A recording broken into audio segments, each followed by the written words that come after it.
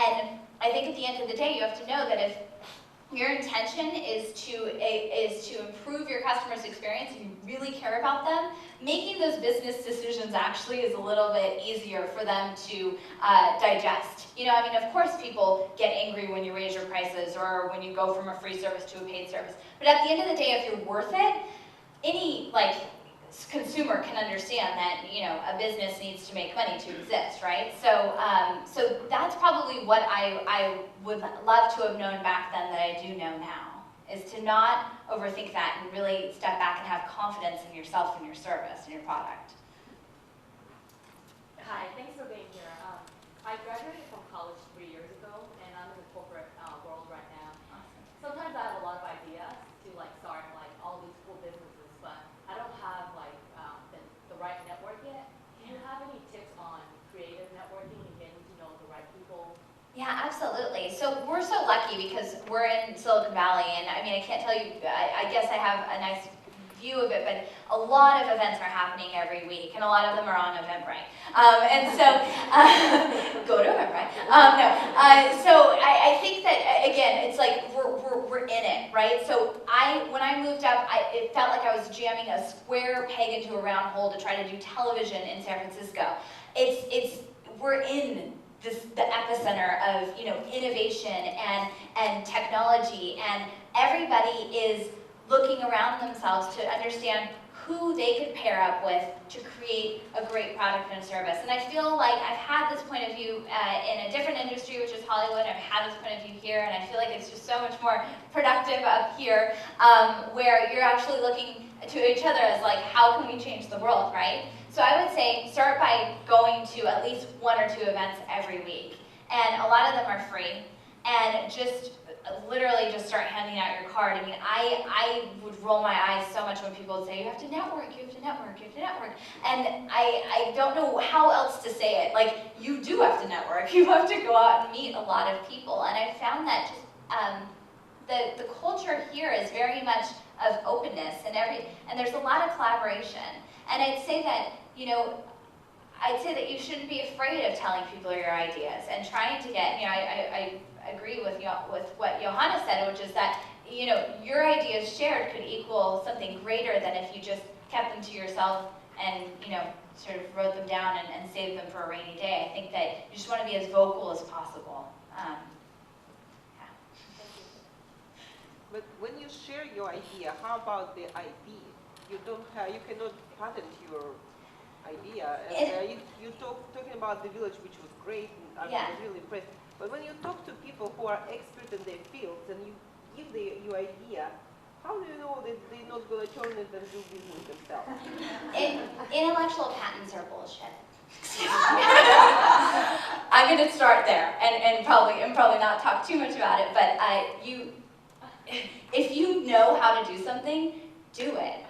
And if you're scared about people imitating you, I mean, that is no way to start a business, because you have to take the risk. You have to wish that people imitated you. I mean, I get it. I think that IP is necessary in some fields. I think technology, it's a joke. I mean, you have to get out there and build it and do it. And if people are trying to copy you, get them to join. you know, it's like maybe it's best to join them rather than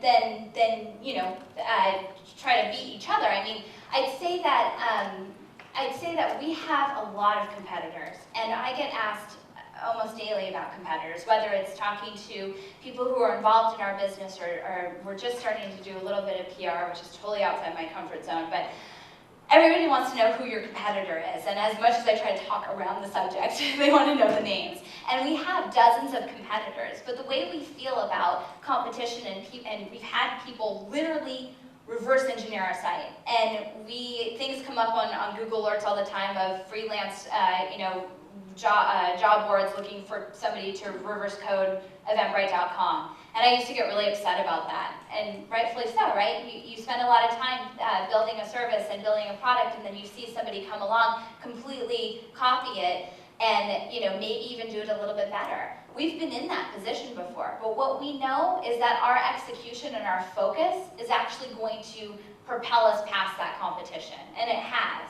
And so I'd say that just don't worry so much about that and actually just go for it and know that along the way, if you have the right focus and you have the right execution, you can really beat out any competitors and sort of clones, which is like the case for a lot of services. One that comes to mind is Groupon, which has the most amount of clones that I've seen pop up in a short amount of time, and they're doing amazing. I mean, they're doing really well. So,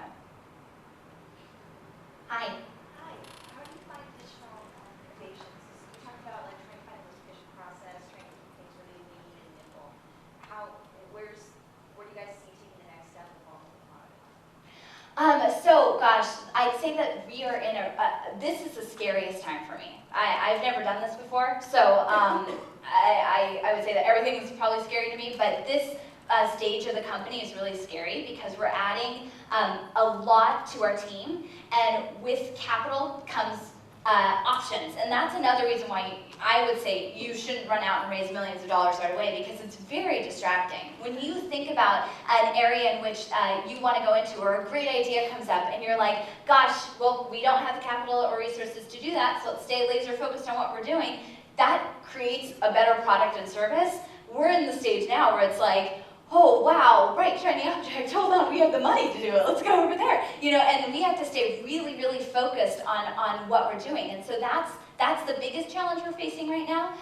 So what we're trying to do to answer that is just understand those core areas in which we want to expand and put all of our resources towards that. So we want to dominate the long tail of events. So everything that happens under Ticketmaster, you know, there's Ticketmaster up here, that's like kind of the big contract venues and large sporting events, and everything under that is what we feel like we can address today.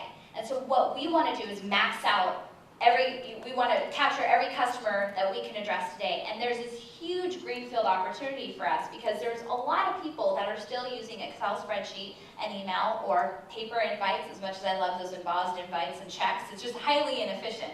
So for us, the enablement opportunity and the empowerment opportunity is what excites us. That's what gets us going. So we're as you know, different of a company as we are now, our goals are still the same, but it's a challenge to keep those goals as you get distracted with capital and with great ideas, with more, you know, teammates who have awesome ideas and different points of view. So just staying laser focused is again what we're trying to do. We're not trying to displace Ticketmaster. We don't have, you know, bullseye in our office with Ticketmaster along the way. We're trying to become the only place you would ever go to buy a ticket for any event you would ever attend. So of course Ticketmaster's on that road, but we're nowhere near that. They're not even a glimmer in our horizon, that's for sure.